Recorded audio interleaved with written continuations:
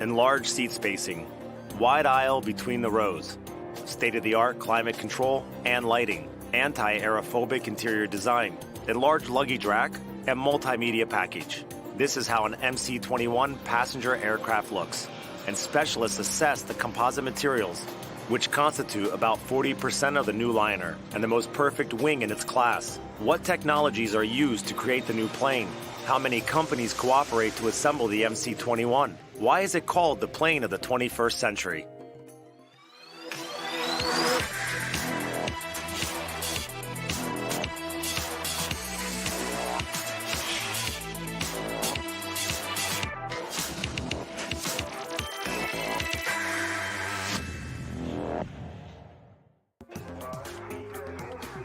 After the 90s, the Russian aircraft industry manufactured only military novelties.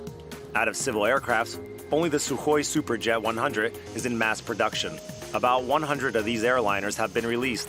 Foreign manufacturers are continuously upgrading their planes to reduce fuel consumption and increase comfort. But all this is based on airframes developed tens of years ago. In order to obtain a plane with perfect aerodynamics, it should be designed from scratch.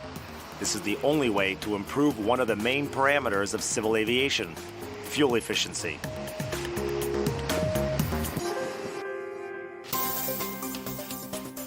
This task was tackled by the Irkut Corporation, which incorporated the Yakovlev Design Bureau in early 2000s.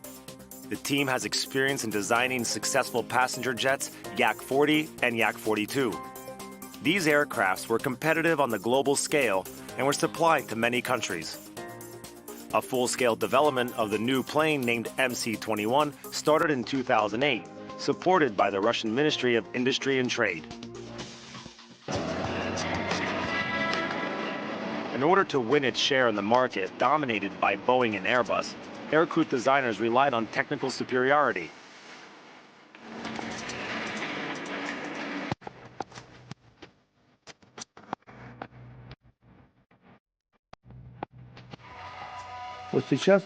Now we had to take on the market, enter the market. We could not go to this market with an iron wing. We wouldn't win anything, not a single parameter. Therefore, it's technical solutions first of all. The new MC-21, in basic version, should take up to 211 passengers. At the same time, the liner is wider than the closest competitors. That is more comfortable, but more economical due to improved wing aerodynamics. According to experts' calculations, fuel economy of MC-21 compared to the current generation of aircrafts will be 24%. At the same time, the competitors secure only 13 to 18% fuel economy even with the new engines. Economical, environmental friendly, quiet, comfortable, and of course reliable. These principles are integrated into the design of the new plane. In order to fulfill the specified tasks, the engineers deviated from the customary design models at the very beginning. The Yakovlev Engineering Center, the main subdivision of the Irkut Corporation, goes well without stacks of paper drawings and bulky models. The developers have at their disposal the most state-of-the-art computer program, or to be more exact, a single information environment. It is used to create a 3D digital model of the MC. Growth is that we have headed for technologies at last. Those technologies we didn't have, and many still doubt we will do it.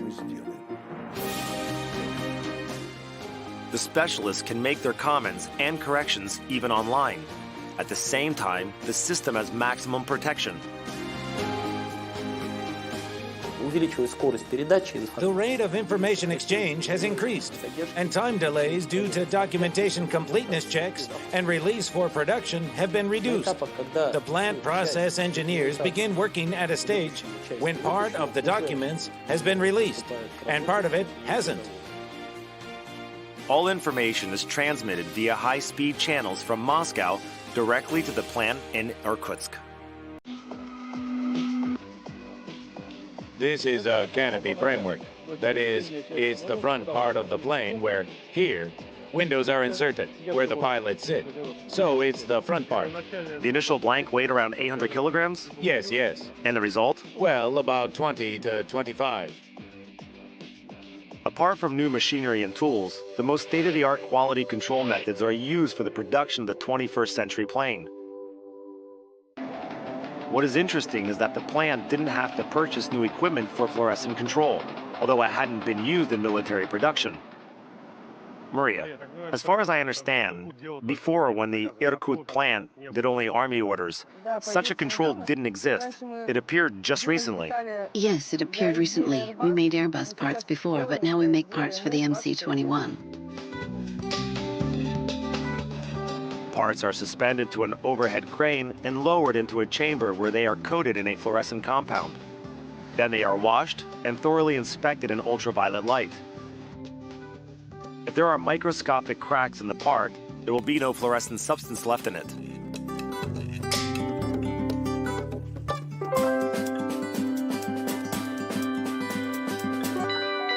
All operations are done in parallel. The plant produces and checks components, and those that are ready are used to put together plane sections. Here, our first plane has been fully produced on this line. You know, everyone has been through what he or she has been through. How do I put it? There is a word. We were maybe small-town guys, but we lagged a lot in terms of technology in the 90s. Well, we were on the verge in the 80s, too. Now I can say we are abreast with the planet. We made a technology overhaul at all enterprises of the corporation that we are working on, the MC-21 in Russia. By the way, one of the MC-21 bodies is not fated to rise in the air. In 2013, an aircraft body was brought to the Zhukovsky town near Moscow and handed over to the Central Aerohydrodynamic Institute for tests. You are seeing unique footage now. A largest plane in the world, An-124 Ruslan, is delivering the body of the MC-21 plane from Irkutsk to Moscow. Its task is to prove that engineers made no mistakes when calculating the strength of the future liner. Ramp installation and unloading is done by the plane's engineers. It's almost a precision job. A small mistake and the 6-ton body may drop on the concrete. This, of course, can also be a strength test.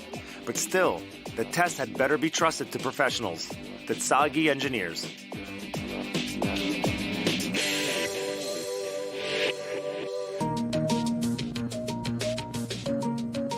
The MC-21 compartment was manufactured in record 3 months' time, while the tests are planned to last for about a year. Tsagi deals with any Russian planes, from the Su-25 attack aircraft to a passenger liner.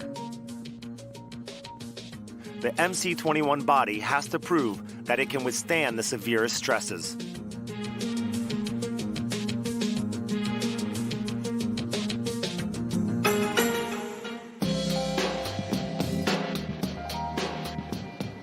The aircraft wings are manufactured in Ulyanovsk. The Russian MC-21 liner has absorbed a multitude of innovative technologies. One of the main ones is the world's first almost completely composite wing, which consists of monolithic carbon fiber panels up to 18 meters long. It is produced at the Aero Composite Ulyanovsk plant. Among the pluses are the weight reduction. Then we have corrosion resistance of the material. That is, they are not so susceptible to corrosion as, say, metal, aluminum alloys, steel alloys. Here, so it has pluses. At the moment, carbon fiber composite materials are actively used both by the military and civilian productions. They are used for small parts and for whole panels of the body, wings, and fins. However, while such companies as Boeing and Airbus produce composite structures from individual sections for the MC-21 project, it was decided to make wing panels from one-piece, long-length carbon fiber elements. This solution yields a more lightweight wing with higher aerodynamic properties than those of a metal one. The Ulyanovsk plant was built specifically for this end. The facility has mastered the most state-of-the-art technologies of composite production and quality control. You know, I have been attending to this plant from scratch, in fact. My every visit to Ulyanovsk is my joy and pride. Creation of wing parts begins when a machine lays a composite filament according to a preset program. The number of layers may reach 90. From the moment, the most difficult thing at this stage is software. It is still being debugged. debugged, and improved. As to the rest, it's a normal, undemanding machine. It works. Works 3 shifts like a dog. After the let-up is over, the part is sent to a furnace. A so-called infusion technology is utilized. It's this technology that facilitates making a very long wing. Vacuum and temperature ensure impregnation of the layers with adhesive and baking into a single mass. With the infusion technology, we can impregnate it all in one passage. That is, we don't have to impregnate one part first, then glue on another one. So there are no glued parts. Yes, we get a one-piece structure. Then we can produce a part. We get an 18-meter-long wing, right? Which, in turn, improves the characteristics, aerodynamic characteristics of the aircraft. The next stage is machining. A huge machine grinds the part, smoothing up the shape. It takes several hours. The output is an ideally balanced geometry. Before being sent to the assembly shop, each structural element is checked. And they look not only at the shape, but at the inner contents too. In fact, they ultrasound it.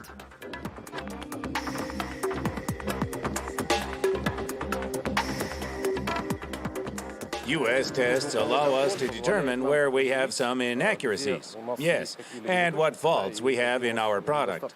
Well, at this stage, we don't have really serious faults. But in any case, we do stage-wise control. Quality control is a huge concern. The Aero Composite Company has a laboratory in Moscow. It is there where the first part samples are produced after the infusion technology and are checked for strength. A part of a batch from the Ulyanovsk plant is sent there too. The state-of-the-art test benches break and ruin the parts, so that later one could say for sure what stresses they can endure.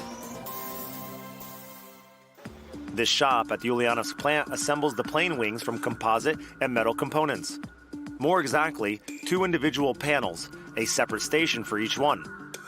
A wing assembled across Russia. Composite spars are made here in Ulyanovsk. Duralumin ribs arrive from Irkutsk and Belgorod. Mechanical parts will also come from other cities. And it's here at the Aero Composite plant where the wing will be fully assembled and sent back to Irkutsk, where the right and the left wing panels will be joined with the body. Currently, the plant is fully ready for batch production. However, expansion capacities are integrated into the facility itself. As soon as there is a need to increase the number of planes, additional equipment and assembly stations will be purchased for Ulyanovsk. Meanwhile, the first wing has already been handed over to the Irkut Corporation and installed on the new MC-21 liner.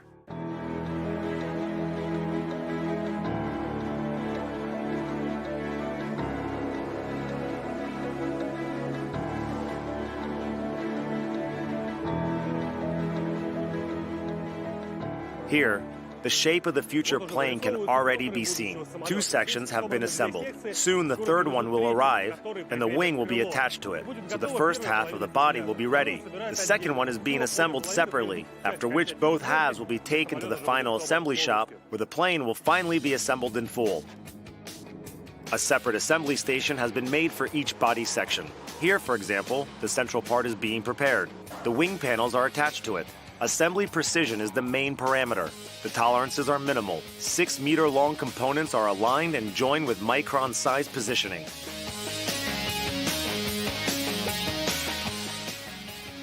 The middle part of the body, which we assembled in the shortest possible time. We had big difficulties. Well, positioning this compartment. We used laser rulers and leveling to install these components. One more section is being assembled in parallel to the central one. It is called F4. It is located immediately behind the wing in the plane. The part is special so that it is not installed on each plane.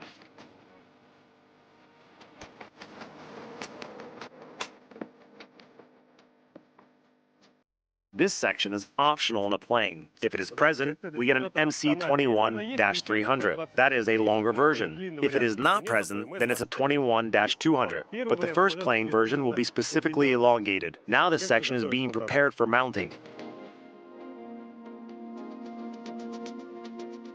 Both sections are ready for transportation to the half-body assembly station. In order to haul them, the plant purchased transporter robots. They are remote controlled and can move in any direction. The body parts are arranged in the required order. Exactly half of the plane is assembled here. And again, the engineer's headache: joint precision. High technologies come to help. We perform instrumentation control using laser trackers, which give us numerical coordinates of the spatial location of our compartment. Simultaneously with body and wing manufacturing, the onboard electronics are mounted on the plane. Several innovative solutions were implemented during designing of the MC-21. One of them is modular avionics. Units and instruments, as well as software, can be upgraded during the entire lifetime of the liner. Avionics is one of the most expensive and complex elements of a modern aircraft. It amounts to up to 15% of its cost. It is for the first time in the last 3 decades that domestic companies were entrusted with integration of electronics into a civil aircraft. For example, the software core was written by the MSU mathematicians, the Red Lab Laboratory. The main job was performed by the UAC Integration Center Company. If we take the previous project, which was done in Russia, it's the Superjet. The main integrator of the package was the French company Thales, and the Sukhoi group did there a fragment of the mathematics, an essential one, but a fragment. And today, in this project, the choice of suppliers and integration of the entire package and development of the mathematics is done by us. All technical information is displayed on the pilot's monitors. The flight safety directly depends on how fully and conveniently it is presented. Therefore, the Russian developers have integrated several useful novelties into the cockpit. For the first time in the domestic aviation, we use high aspect ratio displays, which gives the pilot better situational awareness. One of the specifics of our aircraft is the availability of pilot electronic tablets right in the basic version. The tablets allow him to almost completely avoid using information on paper. We also offer our clients a windscreen indicator, an advanced and synthetic viewing as an option. All the avionics intended for testing and debugging of the software is assembled on a single bench controlled from the control panel of a cockpit copy. We can say it's in a sense an electronic copy of the plane. Yes, in terms of electronics specifically, yes. Because those systems that belong to the electronics, well, the gear system and others, they exist. Yes, in the form of a simulator here. And the biggest part of the electronics, it is the actual one. That is, the equipment installed on the plane. The digital copy of the plane will exist during the entire service life of the MC-21. It is used to debug the software, to stimulate various flight modes, and to improve the operation of the entire airborne electronics.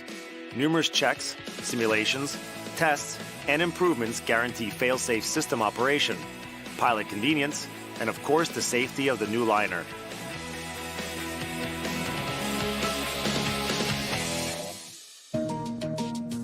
In order to increase its competitiveness, the Irkut Corporation has decided to install 2 types of engines on the aircraft, a Russian PD-14 and an American PW-1400G.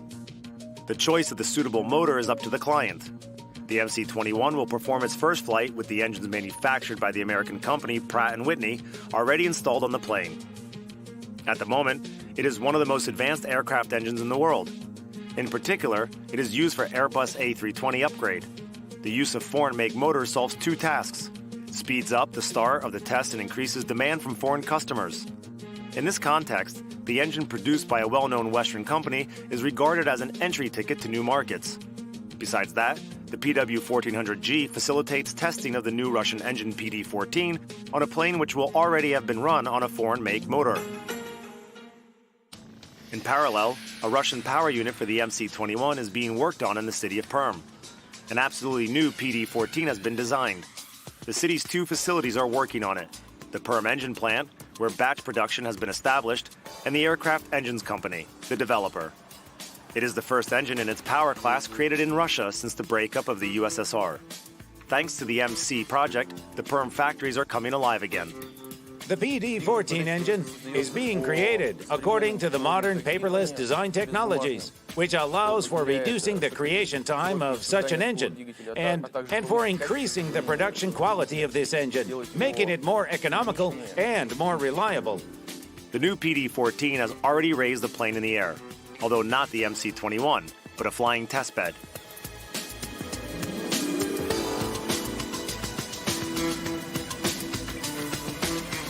4 Il-76 engines make it resistant to a possible failure or fault in one of them. Besides that, the plane has excellent weightlifting capacity, which means measuring instruments can be installed on it. And in case of the PD-14, also to strengthen a part of the wing. The test pilots had no mercy for the engine. The PD-14 was run in all possible modes. It was turned on and off during the flight. Over 1,000 possible parameters were considered. The engineering test stage, I think, will be completed. Well, I think in September this year. After that, well, we will obviously write a report about the readiness of the engine for installation on the MC-21. And after that, the certification test stage will follow. Big orders are expected for the PD-14, especially considering its all-purpose feature.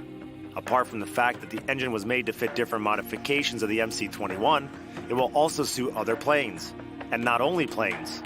The gas generator of the PD-14 engine can be used to create a range of gas turbine units for the gas transportation industry, for the energy industry. These are land units.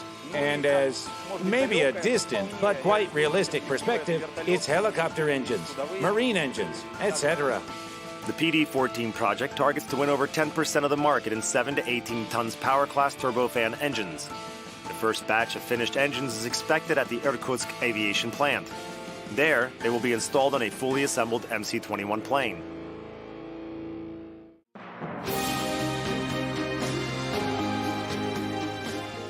Here it is, the first assembled MC-21 liner. It is yet to go through many tests.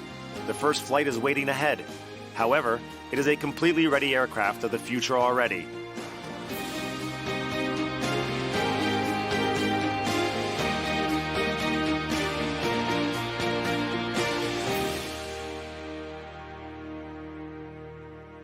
According to expert estimations, narrow-body liners constitute up to 78% of the world's fleet of passenger aircraft of over 100 seat capacities. Analysts are confident. In 20 years, their number will double to exceed 24,000 crafts. This is exactly why the MC-21 should go for batch production in the nearest future. It can fulfill the goal set by the government to increase the share of Russian aircraft in the world up to 10% by 2025.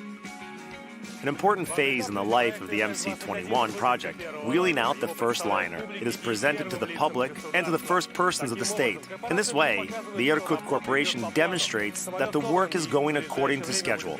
The aircraft has been assembled and will be ready for the first flight in the nearest future. A lot of orders have already been placed for the MC-21. 175 future planes have been purchased by Russian aviation and leasing companies. The project is intended not only to create a competitive liner, but to revive the whole industry. Tens of facilities have received orders, and thousands of people have got a job.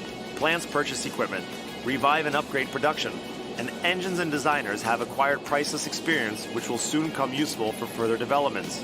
In the meantime, the Irkut Corporation is preparing for batch production of the liner of the future.